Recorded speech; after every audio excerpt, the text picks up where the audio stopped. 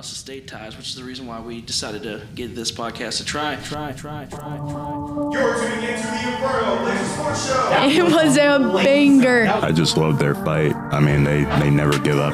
If you know, you know. This is title time. We win championships or you get out of town. Yeah, that's right. RIP to Jack. He's not dead, but No place I'd rather be. Go Blazers. Got a full house in here, man. Let me work on my intros real quick.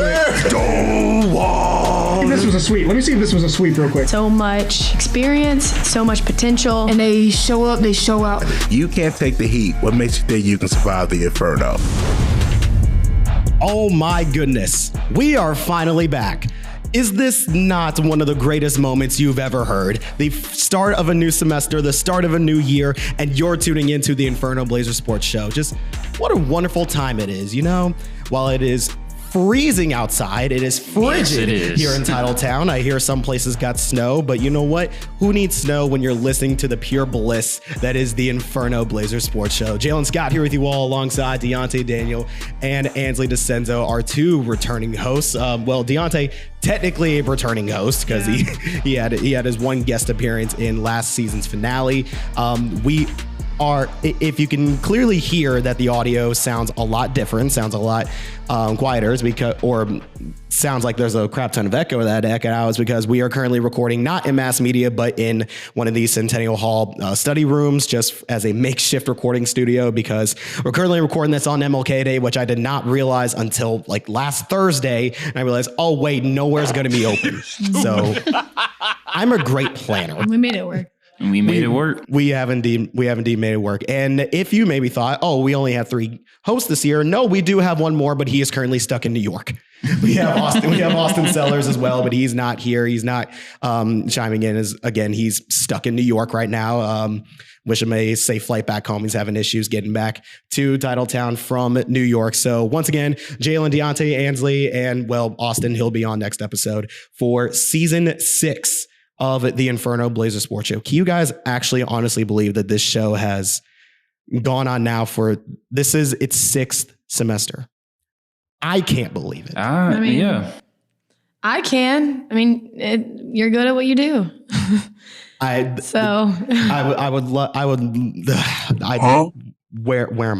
the is I going with that? Because I'm right. You can't even say anything. Yeah, no, I can't. I sincerely can't. But you know what? We're gonna keep this one rather short here. Try not to waste a whole lot of your guys' time if this intro hasn't already done that enough. We're gonna go over some quick rapid fire headlines, go over men's and women's basketball, and quickly glance over baseball and softball with their schedules released, and talk about the new players taking their respective diamonds. And once again, if you want more Valdosta State sports content like this, then be sure to follow for more. You're tuning in to the Inferno Blazer Sports Show.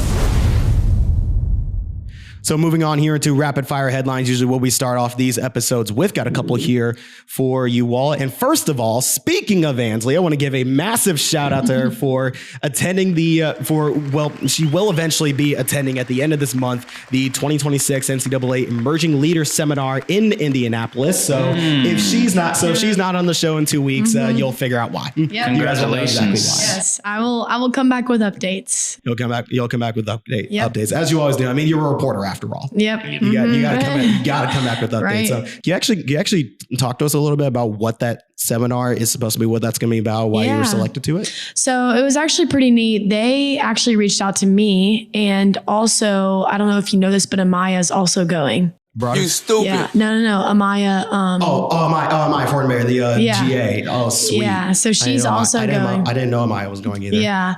So it's pretty neat. And I actually talked to Coach Grubbs about it, and she told me it's kind of prestigious only because they only pick 2 people from Division School South, or Division 2 schools in the South. Right. And not even like, I have the list and everything of all the schools that are going. And I only see Valdosta State as like the southernmost school that's attending. So it's going to be pretty cool. Yeah. Pretty neat. And, it's not like it's kind of a hidden seminar. People do know about it. There's Division 3 schools that are going. So I know that, a lot of people know about this, but it'll be pretty interesting. We're meeting with a lot of NCAA reps. It's the headquarters there. So we'll come in contact with everyone. I think most importantly, this is definitely a time for us to kind of make those relationships and network with people that are in this field, and especially with what I want to do. So I'm excited to learn from everyone else. It's kind of funny in my group and it's called a launch pad. Okay. Yeah. And there's like different groups based on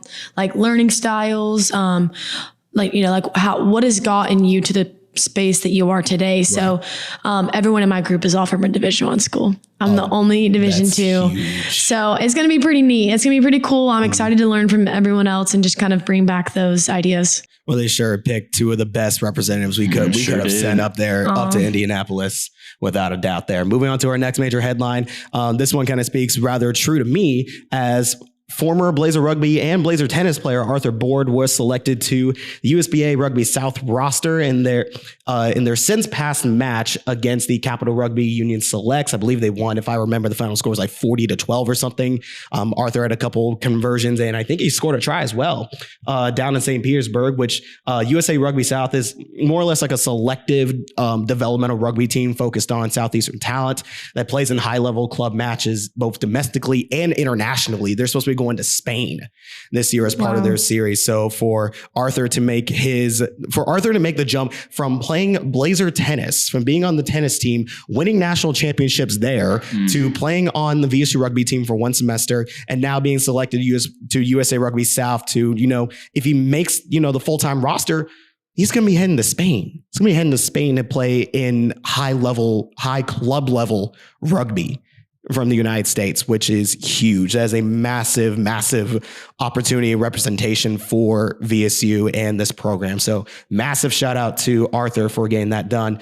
And the last thing we're going to go over here is that 5 VSU football players in Josh Brown, Samuel Curry, Ethan Edens, Stephen Morrow, and Braden Rasnick earned a spot in the 2025 GSC All-Academic Team. 4 football are among 76 other Blazers to make the Fall Sports GSC honor roll. And if I was looking at that list correctly, I'm pretty sure I saw the entire women's soccer team on that list. You guys are scholars. Yeah. I mean, it is cool. And I mean, we kind of make it a contest. I mean, I think it's like tennis and cross country that usually beat us every year. Yeah, they have the highest GPAs but like we're always, I mean, Coach does a good job about it. And I think it's because he requires freshman and sophomore to go to study hall for at least an hour a day. So it's like once you reach a GPA, you don't have to do that anymore. And everyone, I mean, who likes study hall when you already have no time? Exactly. So, but it shows, obviously. Almost the entire women's soccer team I saw on that list. So congratulations to all 81 total Blazers who made that list, the Fall Sports honor roll, and of course our 5 football players making the GSC All-Academic Team. So moving things on over to Lady Blazer basketball. They're on the rise, but they might still have some work to do. But consider the work they've already done. Right. They have dragged themselves out of 10th place.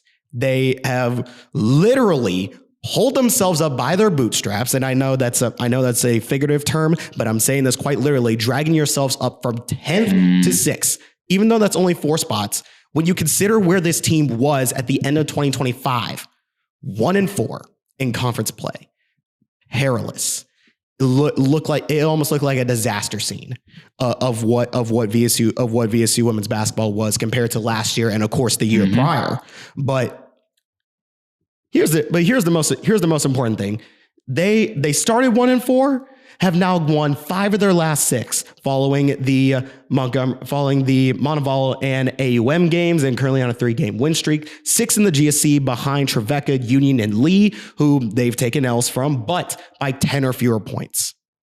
I think that just really goes to show how resilient this team has become and how much they've had to fight through adversity, not just internally, dealing with a whole lot of new pieces, lot of new pieces on this team. I mean, of course, you still have the veteran returners of Ari Hicks, of Aaron Whalen, Amaya Broadus being the biggest change to this team with her being injured with her. I believe it was a broken right foot. Yeah. So she's still out for a while. But a lot of players are definitely having to step up. Yeah, they are. You talk about stepping up.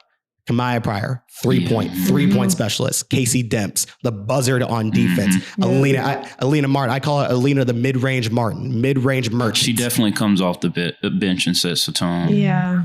And that is one thing I will talk about. I think that once we bring up men's basketball, I think I said this in the last podcast episode that we had, we had that talent, and unfortunately, when you recruit people, especially out of the portal, it takes a little bit to find that chemistry, and they are now. I think both teams are finding that now. But, I mean, creds to the girls, hats off to them, because despite these injuries, who else had an injury? Kendall Dexter. She's been out with a groin injury. Exactly. And Bella Hopkins just recently returned. And those are players who are usually snipers on the court. So, not having them definitely is a little bit detrimental, but people are stepping up, like you said. And people are stepping up. I mean, you said hats off. I mean, with Amaya Broadus down, that leaves us to only two forwards. Rayanne Eccleston and Rebecca Souverain. And I can definitely say for certain for Eccleston, for Rayanne, she has been on a tear. She had a great game of Saturday. She had 21 points. Career high. Yep. Career high. And coming off of that as well, when she played against CBU, she played against Christian Brothers. That was her first career double-double. 15 points, 12 rebounds, her first career double-double. So that was huge for her. And I actually have it written down here. Prior to that, I mean, Eccleston coming off the bench only averaged, around 5 points, 4 rebounds a game. But since Broadus's injury, prior to that Trevecca game on December 18th, she's now started 6 of the last 9 games, scored 10 plus points 4 times, 20 plus, as you said, against Auburn Montgomery. And again, her first career double-double against Christian Brothers, which, by the way, I got to say something here about that Christian Brothers game. Thank goodness we got a revenge for that, because I don't know if you guys remember what happened last year. That was a hard pill to swallow, going against Christian Brothers and then having to report that here on this show. I was at a loss for words. I didn't know how to describe it when VSU lost to Christian Brothers last year, ending CBU's 30-plus game losing streak. They had won a conference game last year, and it just had to be us. Yep. It just had to be us. But you know what? We got our get back. 73-53. Take it or leave it. We take it or leave it. We win. Lady Blazers win. And speaking of that win streak, excuse me. Here's actually a clip. Here's actually a clip that I want to play from that Christian Brothers game. When I talked to Coach Chan afterwards, it was a little funny to hear from Coach Chan. But when Rayanne mentioned it during the post game of her interview, she said something about how Coach Chan wanted this team to play like a jazz band. Here's that clip here. And I want you guys to give me your thoughts on it afterwards. Absolutely. And it's something Rayanne mentioned as well, is that you want this team to play like a jazz band. Yeah. You want smooth in your flow state, as well, as some people would call it. So I wonder, where did that come from? That's the first time I've ever heard somebody come up with that kind of analogy. I got some really great coaching friends. One of my best friends, Matt Wise, he's the head coach at Sanford. We bounce ideas off each other all the time, and I'm like, I just can't really get my team to understand how basketball should feel, how it should flow. Offensively, the ball should move, it should feel seamless, it should, he was like, it's like a jazz band. Everybody has their moments, but everybody works together, and when we work together, it sounds good. And so we use the metaphor a lot. We talk about being in flow and not just having a solo. Sometimes, in a band playing, you can't have the saxophone on their solo while the drum is in their solo. Right. Sometimes it's going to be different people's moments. And so we just kind of got to embrace that. And talk about embracing the moment, playing like a jazz band. This team surely played like that against Montevallo and AUM. Things were clicking. Things are clicking offensively. Aaron Whalen hitting from deep, also getting down in the paint, posting up. Ari Hicks. Don't get me started on Ari. Don't get me started on Ari. Yeah, don't get me started on Ari and her handles. We talked about that a lot last year, and it's only gotten better. I still say she's one of the best handlers. She is. In the GSC. She's just so composed, and I think a good word to describe her is cheeky. I think she's so cheeky on the court. Like she comes off the bench and it's like she didn't play in the whole game. You know, like there is no like finding the rhythm. She goes in and she already has it. She's already in the rhythm. Yeah. So I mean, I think that's a really experienced player, and unfortunately, she is leaving soon, so that's the sad part. But I mean, we also have people that will come in, I think, and will kind of like, I don't even want to say fill her role, but people will come in and kind of be like, okay, she had a substantial spot. How do I fix that? I remember last time we talked, I remember saying that Ari Hicks was probably the best playmaker in the GSC. She's definitely the best ball handler in the GSC as well. The slick behind the back passes, taking the ball down to the short corner. Man. You know, taking the ball down to the short corner, and you have a four crashing down as well. She'll make a pass side-eyed. She won't even look. She'll throw her behind her back. She always knows where her teammates are. And again, you mentioned with her being poised as well. I mean, she doesn't let the turnovers affect her that much as well. And that's something you really need, especially in a ball handler as well. You know, that confidence, but also that resiliency to come back and say, okay, that was a bad pass. That was a bad turnover. Get back on defense, get this ball back. We'll try again. One thing about Erin Whalen, I call her smooth operator. Smooth operator. Once she doubles, I call her. Once she gets to the mid range or in the inside, she's unstoppable. And when she's hot, nobody can really stop her. No wonder why teams triple team her. Yeah, they do. Triple team this woman. I have on here like, she just plays with so much love and passion. Like that just portrays. And I mean, like, even when she's walking in, I'll see her and like, I'll be like, what's up, Erin? And you can just tell like she's already thinking about the play she's going to make before the game starts. You know what I mean? So she plays with a lot of grit, a lot of tenacity. Those are two words I would love to describe her with. And I think one thing that she does not get a lot of credit for is working both sides of the ball. She can shoot, but guess what she's doing right after she shoots? She knows she has to defend. She's hustling right back. She's running back. And I mean, you don't see that with a lot of players, especially with, I feel like obviously, I mean, it is a tiring game. Don't get me wrong, but like you've got to uphold that second half. And if your half court defense isn't there, then you can score as many points as you guys want to score. But like, if you're giving up points, what's the good in that? You know, doesn't that remind me of a certain team we're going to talk about here in a minute, but we'll get to them. We'll get to them when we get to them. But one game I really want to mention here that I think really was the biggest catalyst for this team, for this Lady Blazer team, was that game against Fort Lauderdale. Yes, it was just a random Monday afternoon game, on December 29th, which I complained extensively about that, come back down and work that. But you know what? At least we didn't play on New Year's Eve. There were several GSC teams that played on New Year's Eve. I would have been, yes. I know West Al and Trevecca played on New Year's Eve. If I was at either of those schools and I was in that position, I would have had to quit.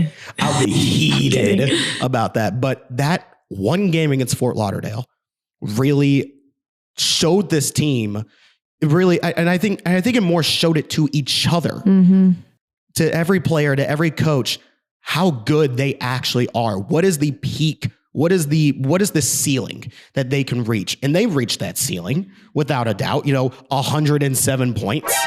The first time they scored 100 points in nearly a decade. Wow, mind you, I didn't know that. The last time the Lady Blazers scored 100 points in a game was back in January of 2016 when they faced Trinity Baptist College out of Florida. And that was 101. We put up 101 against them. And again, that was nearly 10 years ago. We put up 107 against Fort Lauderdale. And if I remember my math correctly, we were actually 13 points away. We were 13 points away from the all-time. You what? From the all-time highest point score. Most points the Lady Blazers score in a game was like 120. That's only back in the 80s. That was only back in the 80s. We could have broken a historical record there. But that's neither here nor there. Again, what's up?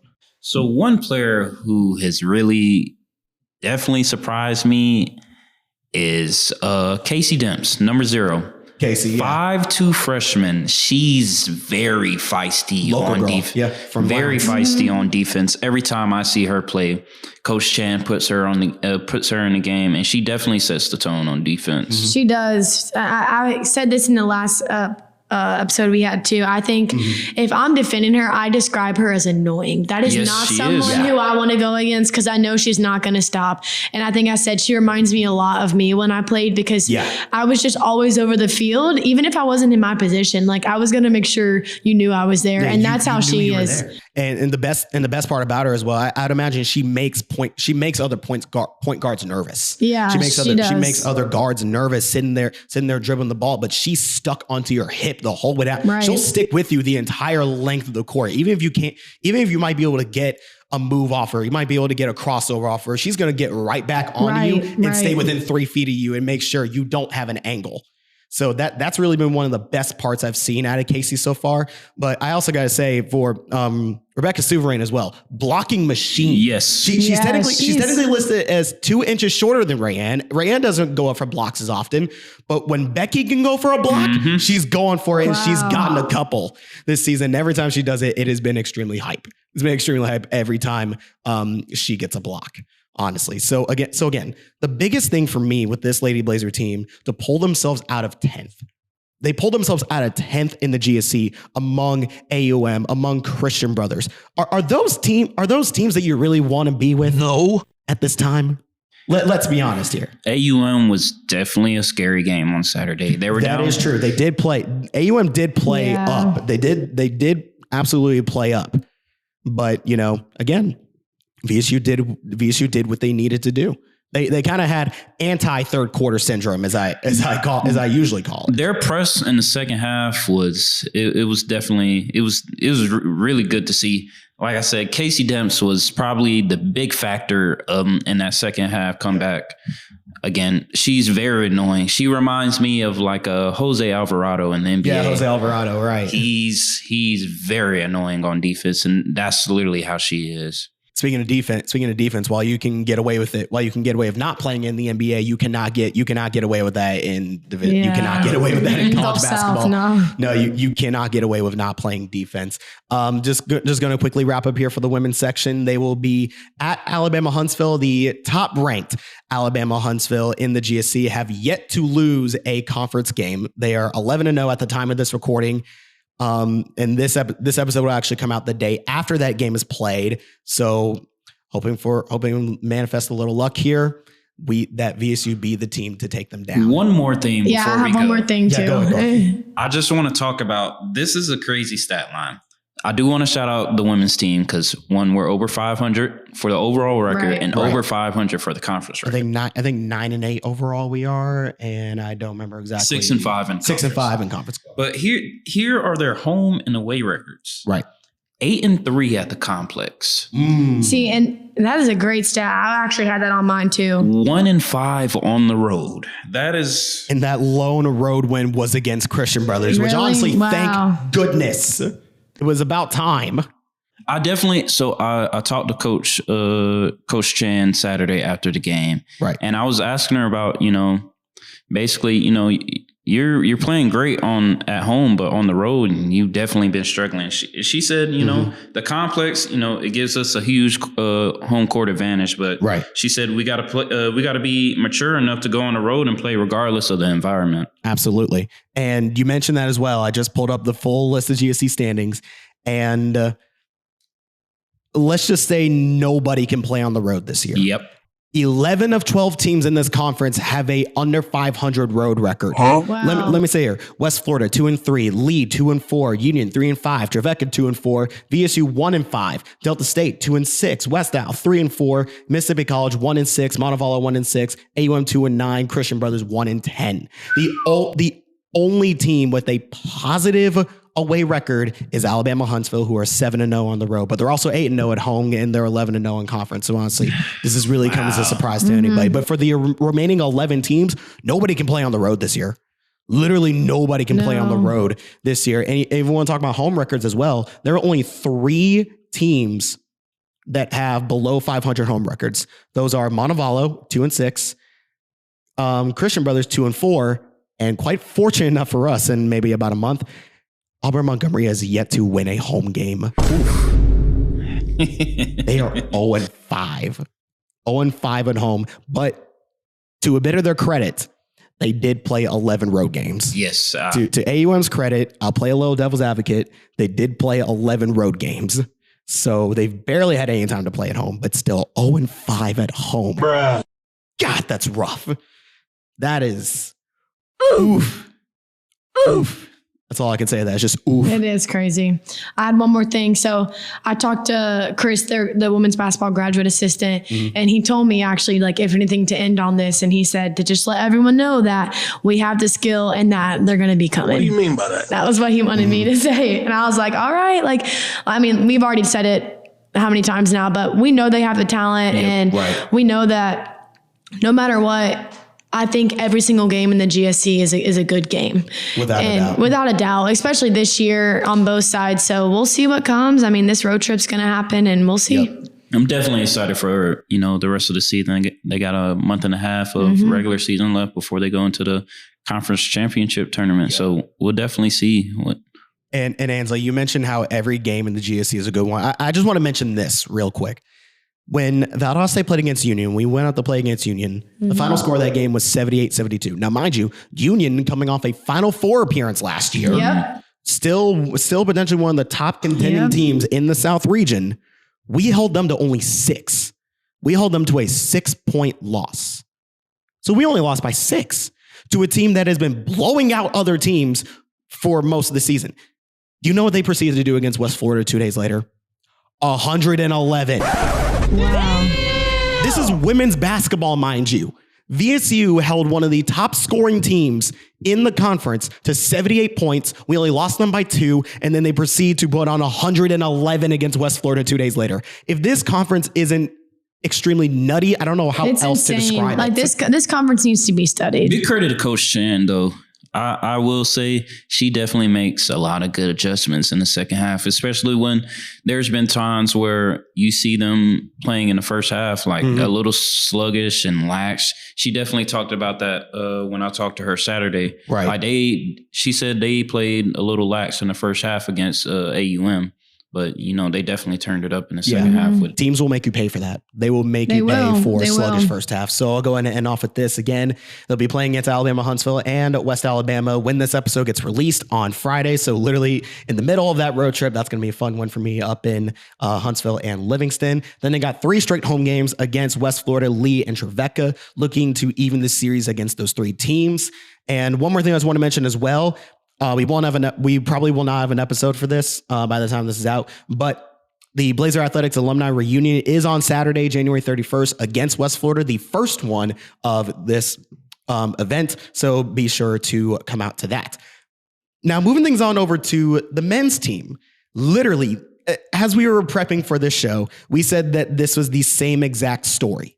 The same exact story to a T, literally copied and pasted, Control C, Control V, no difference. Like, it's not even like copying up. Like, can I copy off your homework? I'll just change it a little bit. No, it's literally just, I'll just take your paper and submit it to the teacher, because the men's basketball team, literally the exact same thing. They dragged themselves out of 10th place, now 6th in the conference, started 1-4 in conference play, which granted that 1-4 in conference play, that one win was against Alabama Huntsville, 93-91, against top 10 ranked Huntsville. But that win is looking a lot more diminished when you surrounded by 4 straight L's. When you surround the one ranked win over Alabama Huntsville, surround that with 4 L's. That's not a good look. But then, like we said with the women's team, again, they're now on a 5-game heater, beating Delta State, Union, Christian Brothers, Montevallo, and Auburn Montgomery. And in 3 out of 5 of those games, they scored over 100 points. So I know we already talked about this with the women's team. So I'll actually just go ahead and start and just kind of post the question here. What's really changed with this men's team? And here's my idea. First of all, defense, for one. They're playing significantly better defense. I mean, again, in this 5-game stretch, they've allowed 80, 83, 69, 101, but that was in overtime, and then 72 in their last 5 games. So this is a team that averages, in terms of points given up, one of the worst rates in all of Division II. Yep. I think I remember saying this during the Christian Brothers game. I had it on my game notes. And I looked it up to see like, okay, how poor is our defense actually? I looked it up. We were bottom 10 in all of Division II for points given up heading into that game. I know we give up the most in the GSC. As a coach or even as a player, like if that doesn't make your eyes like widen, that's like, come on, you got to get with the program. But I wouldn't be surprised though, especially how fast paced the men's team do play. That is true. I mean, it is definitely a lot quicker. Yeah, with how their play style is, it's almost like a give and take.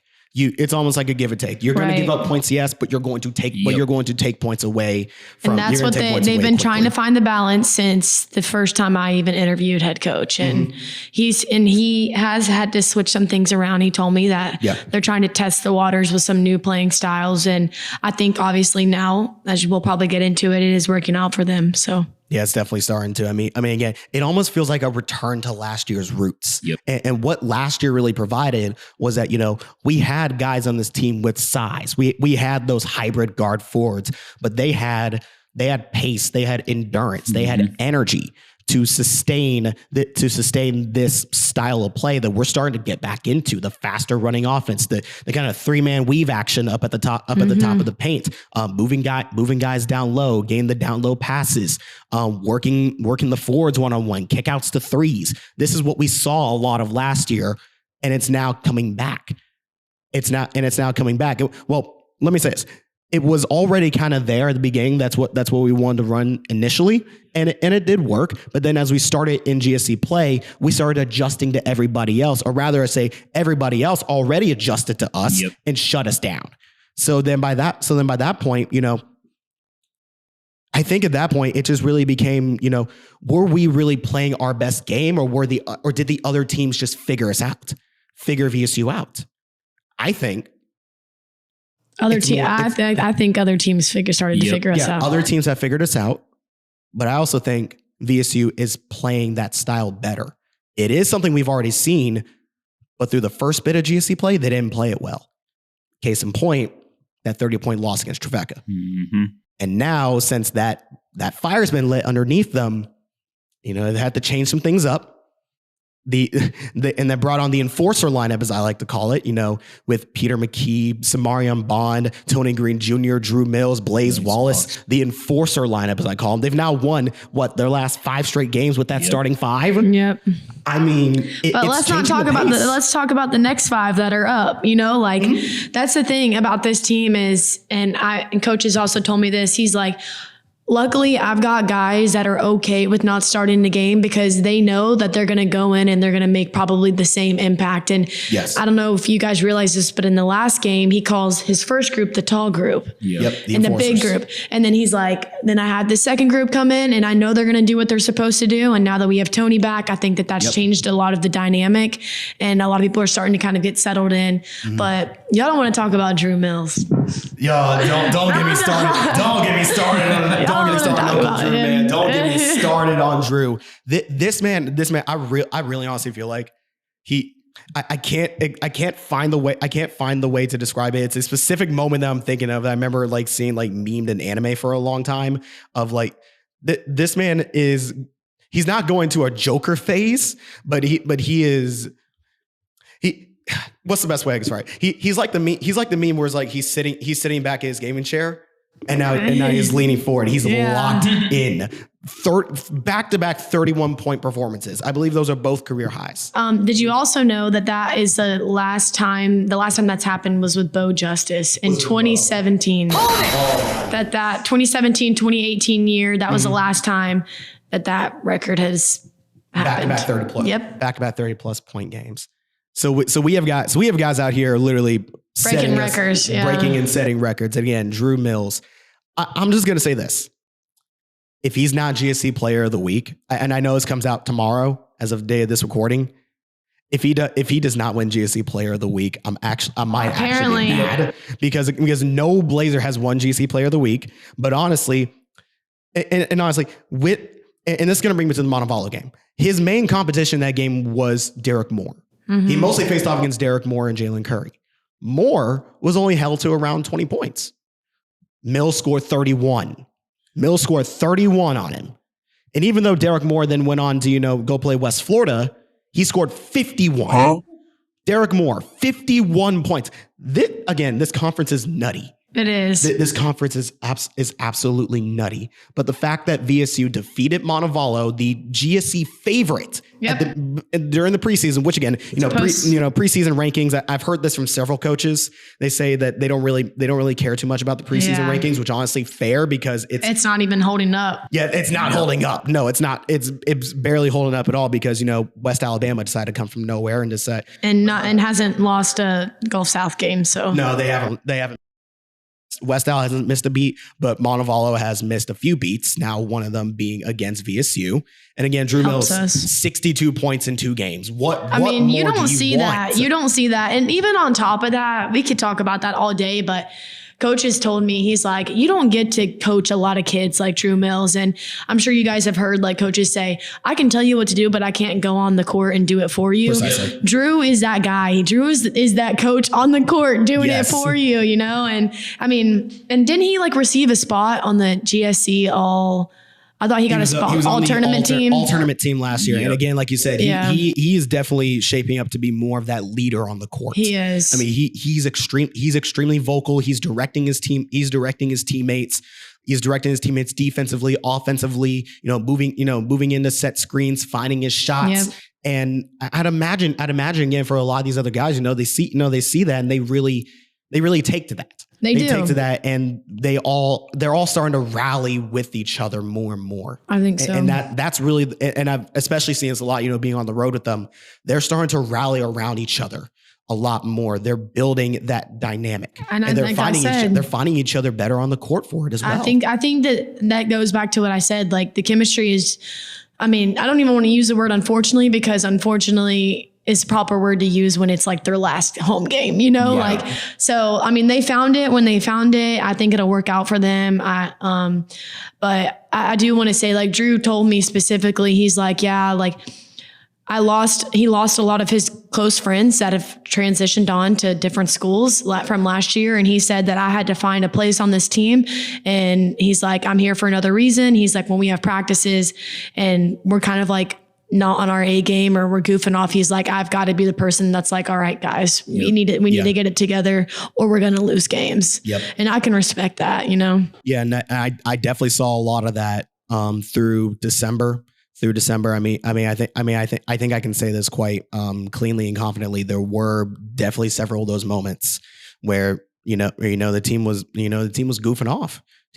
For a while. And I think I remember hearing this from, I remember hearing this from graduate assistant Mike Griffin, and I think hearing this from Nate Nowicki as well. Is that sometimes you need that kick in the ass to wake you up sometimes, but it just. Why did it have to be 30? Why did it have to be a loss by 30 to Trevecca? Yeah. I wish it wasn't a loss by 30 to Trevecca of all teams, where we literally got beat by a bunch of freshmen. But you know what? Sometimes it just works out like that. Sometimes it really does just work out like that. So unless you guys have anything else you want to add, anything else you want to mention, Dionte, you have something? So, it's funny. So the men's basketball team, they have the same problem as the women's basketball team. And that being? 8-2 at home. Oh yeah. I got to pull this up. I got to pull this up. Crazy. We need to have a scholar come out here and just research like everything about the GSC and every single team and everything that goes on. Even down to what we're eating, guys. Like this is really weird. I gotta look this up. But 8-2 at home. Yeah, we're 8-2 at home. Here. I got the standings pulled up here again, just to again explain how nutty this is. AUM and Christian Brothers, unsurprisingly, are the only teams with under 500 home records. AUM is 2-5. Christian Brothers is 1-4. Now VSU, we have tied for the best home record in terms of overall home wins. We have 8. Trevecca is 8. West Alabama is 8. Now when we get to road, here's where things get very screwy. When we get to road games, there are only 1, 2, 3, 4. Okay, so this is more than it was. There are only 4 teams with over 500 road records, being West Al, unsurprisingly, West Florida, a bit unsurprisingly, Trevecca, They're good. I'll give them that. And then Alabama Huntsville, and they're only 5-4. Then you have Montevallo, who's 3-5, and then Valdosta State, who's 3-4. Which, by the way, R.I.P. Lee. Yes. We said some teams couldn't play on the road. The Lee men's basketball team cannot play on the road to save their lives. They're 0-6. 7-1 at home. But 7-1 at home. I know they're still getting ripped. And here's the thing as well. Here's another thing to know as well. There are currently, and by this point, I'm actually going to cover this. I'm going to quiz you guys on something here. By this point in the season, we have about 10, 11, 12 games remaining. How many 10-win squads do you think we have on the men's side right now? How many 10-win teams out of 12 do you think we have? Out of 12? Maybe 5? I'm going to say 4. 4. Okay. Dionte, you were the closest one because we actually have 6. Wow. We have 6 10-win teams. West Al, West Florida, Trevecca, Huntsville, Montevallo, VSU. 16, 15, 12, 12, 11, 11. And if Mississippi College wins their next game, they're another 10-win squad already with like a third of the season left to go. By this point, you'd have maybe like 3 or 4. We have 6 on the men's side so far with about a third of the season left to go. Again, Ansley, we need to get some scholars out here and figure out what is going on with these basketball conferences this year, because I can't make heads or tails of it. No one can right now. I don't think anybody can. So again, same thing for the women. They'll be heading out to Alabama Huntsville and West Al when this episode gets released. Hopefully we come away with 2 wins there. It'd be great to sweep Huntsville in the regular season series. That would be great to get a win against fantastic. West Alabama as well. That too. 1000%. So yeah, our Lady Blazers and our Blazers have some tough tasks ahead from them. The men obviously have undefeated West Al. The women have undefeated Huntsville. Let's hope we come back. Let's hope I get to come back home with some upsets. That would be fantastic. So once again, you're tuning into the Valdosta State Sports Podcast by the students about the Blazers for Blazer Nation. We'll be back in just a moment. Hey there. Suppose you want to hear more hot headlines, scorching stories, and humorous but informative commentary on all things Blazer athletics? How about subscribing to the show, following us on Instagram at the Inferno B.S.S, or checking out our website at www.sites.google.com/view/the Inferno B.S.S so that you never miss out on any episode of the Inferno wherever you get your podcast. You're listening to the Inferno Blazer Sports Show, the sports podcast by the students about the Blazers for Blazer Nation all around. And now, back to the show. All right, and welcome back, everyone, to the Inferno Blazer Sports Show, just honestly, the Inferno, as I'm going to simply call it. If you've seen the new logo posted on the website and on the Instagram and whatnot, I decided to change up the marketing a little bit to, instead of just being here's the thing, though. I said the Inferno Blazer Sports Show because that easily rolls off the tongue, but when you type it out, you need to have a colon after the Inferno, and then it either goes Blazer Sports Show or a Blazer Sports Show, which I personally didn't like, so I've just changed it to the Inferno colon of Valdosta State Sports Show. But if I say the Inferno Blazer Sports Show for the rest of this season, just know that is permanently embedded in my head. It has been embedded in my head since September of 2023. But that aside, we're going to move things over into a quick overview of baseball and softball now.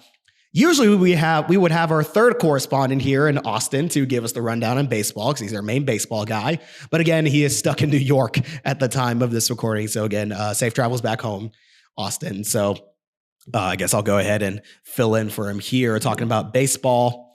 They're both baseball and softball. Their schedules finally released for the baseball side as well. Their preseason poll finally dropped as well. But for this baseball team, they finished second in the GSC last year behind Delta State and lost to West Florida for the first elimination, then Mississippi College for the double elimination in the GSC tournament. Still one of the best seasons that they've had in recent memory. And honestly, in my 4 years here, we've seen a couple good VSU baseball teams, but this last one had something special. This last one, new head coach after Greg Williams, who had been here for 20 years, and then Jan Weisberg to come in from Birmingham Southern, a D3 school that was closing and shut down all their operations.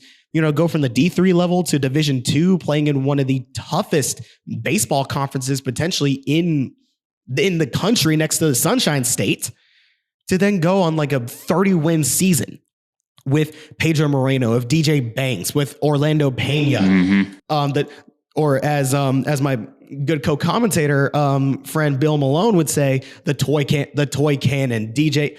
I can't remember what DJ's nickname was. Oh my goodness, DJ Take It to the Banks.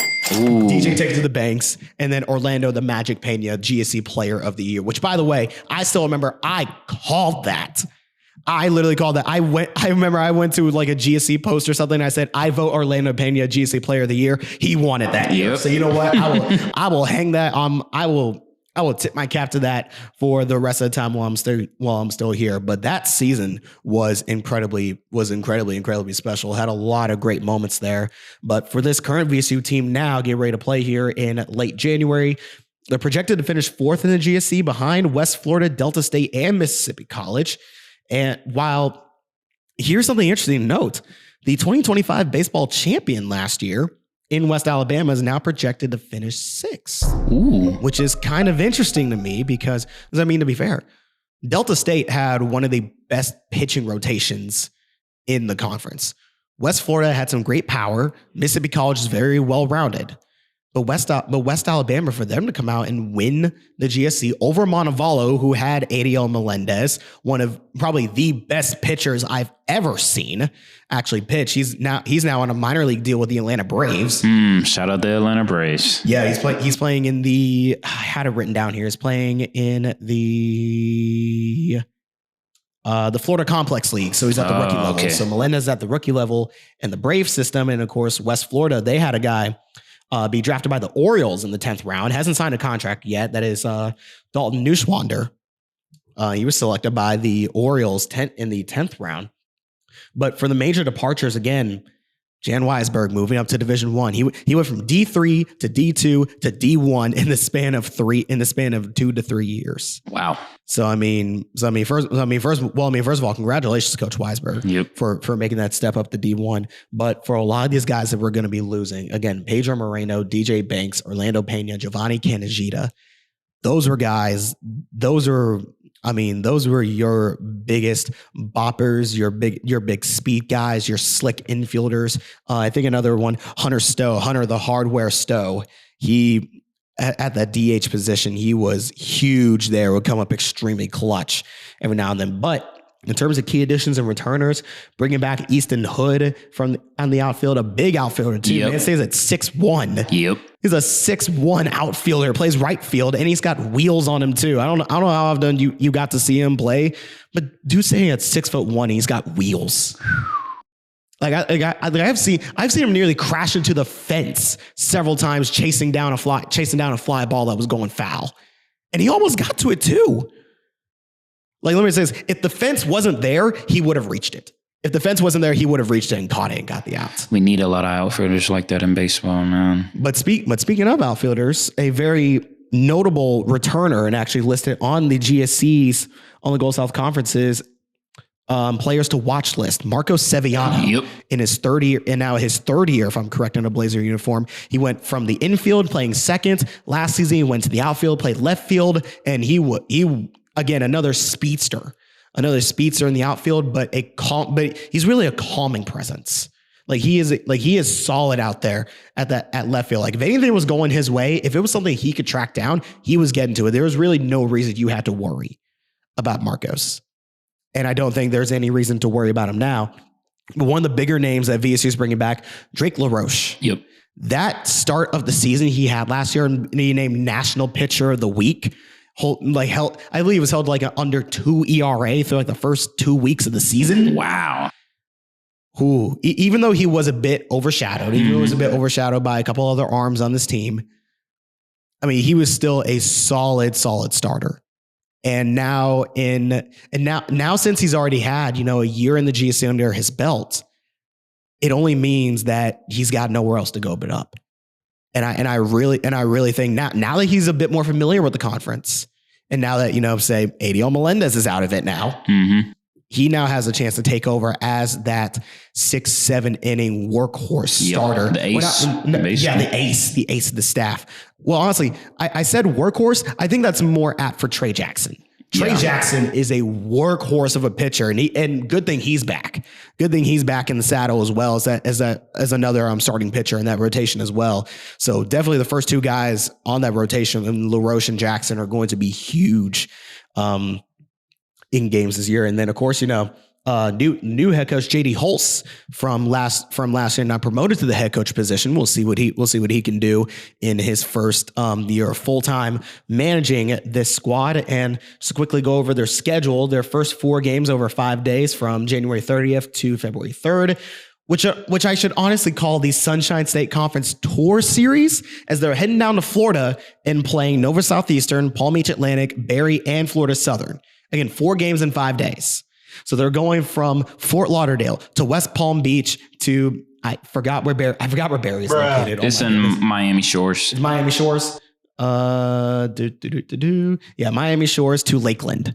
So again, Fort Lauderdale to West Palm Beach to Miami Shores to Lakeland, and then they go back to Valdosta for a 3-game series against Florida Tech.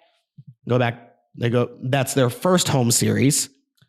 Then their next home series is against Union in conference play. Yeah, that's their first conference. That's their first conference series against the Union Bulldogs. Which, speaking of, we have Union, Alabama, Huntsville, Delta State at home this time. So now I actually get to see what Delta State can really bring to the table at home, along with Auburn Montgomery at home, and then Christian Brothers at home as well, where we end the season with West Florida on the road. Now, another thing to note here as well is that that Florida Tech series is actually the start of a 7-game stretch, all at home against Florida Tech, then Union, and then a low game against Georgia Southwestern from February 5th to February 17th. So if you're looking to come out to Blazer baseball at Billy Graham Field and Tommy Thomas Park, you got 7 games at the beginning of the season. I know it's February and I know it's going to be cold. It's going to be cold, but you know what? Blazer baseball is always a fun thing to watch. Which also, another note, they have that 7 straight home games. They have 7 straight away games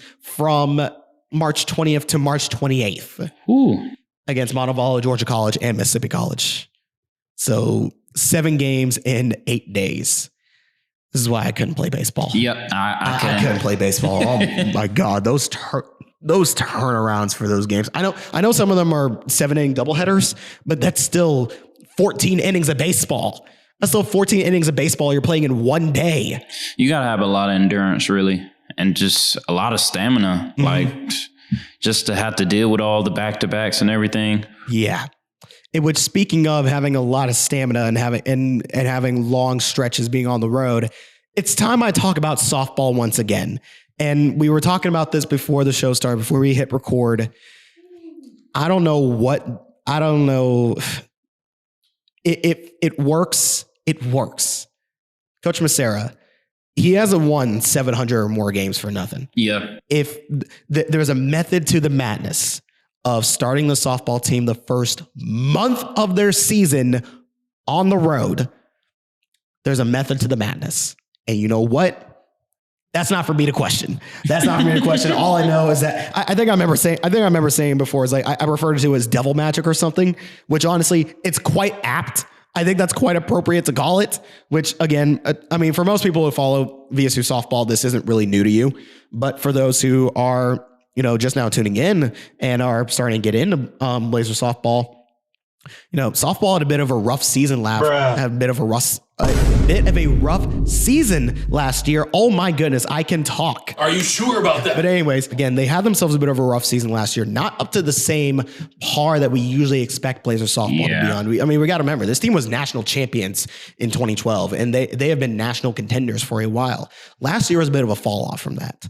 So this year, you can definitely imagine that the fire is a bit stronger heading into this, and when they want to start the season off right, and they want to maintain that pace in the conference play, and they'll have a lot of time to do that here, especially again in this first month of the season, where they are starting their season at the Gulf Shores Invitational to face Spring Hill, Rogers State, St. Leo, Florida Tech, North Georgia, and Middle Georgia State.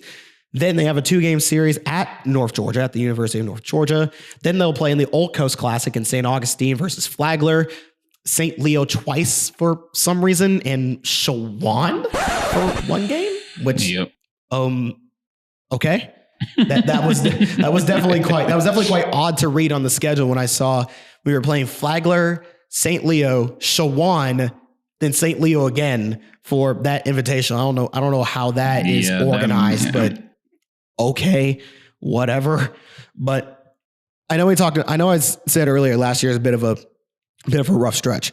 I can name one player for certain who didn't have themselves a rough season. Aniston Gano. She was co-GSC Player of the Year, second team All-American at first base, hit 400 at one point. Wow. She hit 400 at one point. She reminds me of I can't remember the name of the hitter. I think she played for Georgia. I think she played for UGA, where like half of her at bats was a home run. Oh, do you know what I'm talking about? I know who you're talking about. I can't think of the name. She reminds me a lot. She reminds me a lot of her. Let me see if I can actually pull this up. Editor, cut this out. wait, no, I'm the editor. What am I talking? Who the hell am I talking to? 2 hours later. Bree Ellis. Bree Ellis was her name, and I actually found this. I was looking her up. I found a John Boy Media clip of it. But Bree Ellis, at one point, she led the SEC in offense, was batting .487. Had a slugging percentage of 12.21. That was pretty much Aniston Gano, but for the Division II level last year. Bree Ellis, Aniston Gano, D1 and D2, pretty solid comparison there. Unfortunately, she has left the team as she graduated, along with Brandy Sieber and pitchers Madison Lump and Claire Maulding as the main departures for the softball team. But they do bring back a lot of key returners, that being Sailor McNearney, Carly Bogart, Jamie Prandine, Evie Pitts, Tori Wofford, Charlie Phillips, Savannah Barfield, Macy Padgett, along with 9 transfers as well. I remember wrote this in our sports writing final notebook article as well, that this is what I covered. So I mean, if anything, for the amount of names that I just listed off for returning players, I think one of their greatest strengths, and Dionte, I want your opinions on this one. I think one of the greatest strengths that this softball team is going to have, again, with McNearney, Bogart, Prandine, Pitts, Wofford, Phillips, Barfield, Padgett, is their togetherness. Yeah. They've been around this team. They've been under Coach Massera for a while. They've played with each other for a while. I mean, McNearney's a 4-year vet. She's a 4-year vet coming out of Kennesaw, Georgia, and has made an impact every year she's been here. And so for her to really be leading the charge as that 4th-year senior, and again, for a lot of these players that have played together already, that togetherness is going to play a huge factor. Yeah, I definitely think it's going to play a big factor into this season. You know, they're trying to right their wrongs from last season. You know, it wasn't the best last season, but, you know, you have a lot of veterans on this team. So hopefully, definitely this season, like, we can definitely take that big step that we need to. Absolutely. It's definitely going to look like a whole, not going to say a whole different team, but considering, you know, this might be, you know, in terms of hitting power, not as much as what we've seen in the past with Gano, and then with Gano, and then of course, you know, the pitching as well with Samantha Richards. I remember when Samantha Richards was pitching, and I was watching her pitch. She was phenomenal. Yes, she was phenomenal.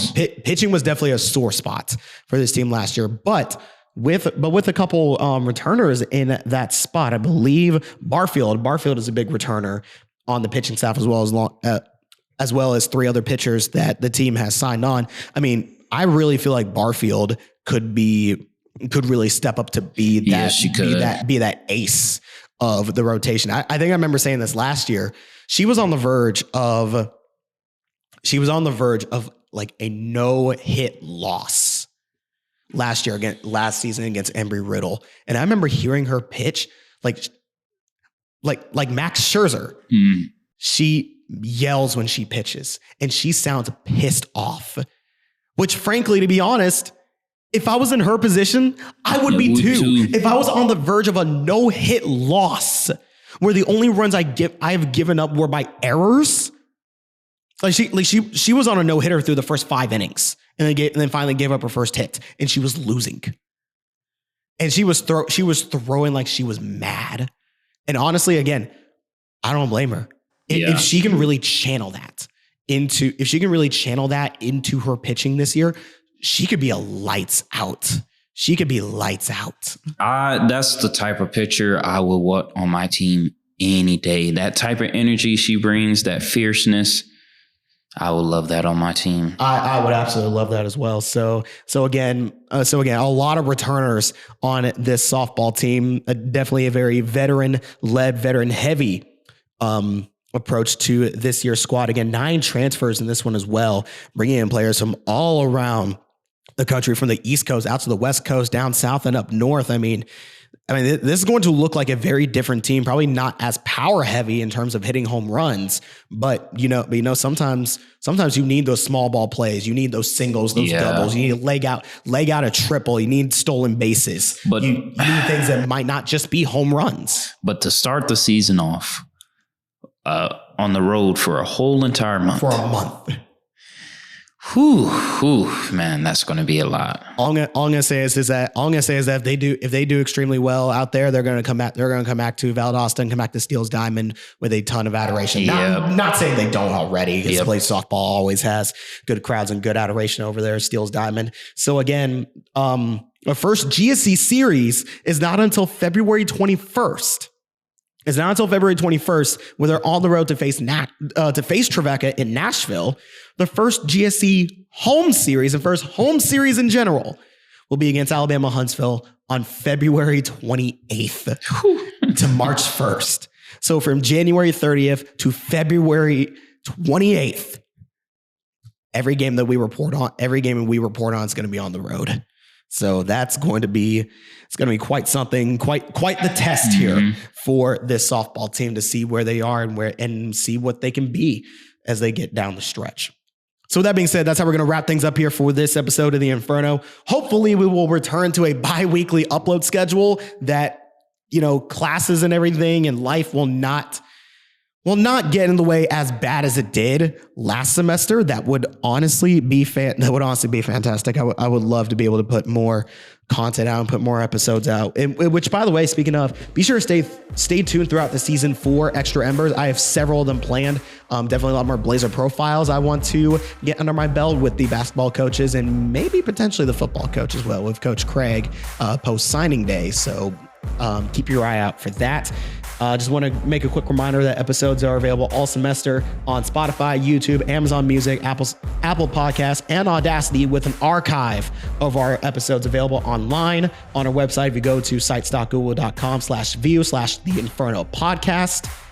And if you always want more Valdosta State sports content like this, be sure you're following. So that being said, for Ansley, for Dionte, for Austin, and I want to say thank you all for tuning in to season 6's premiere. We have a ton more content ready to put out for you guys. This is going to be a fantastic semester. And as always, hey Craig, say something to the people. Bye, Felicia.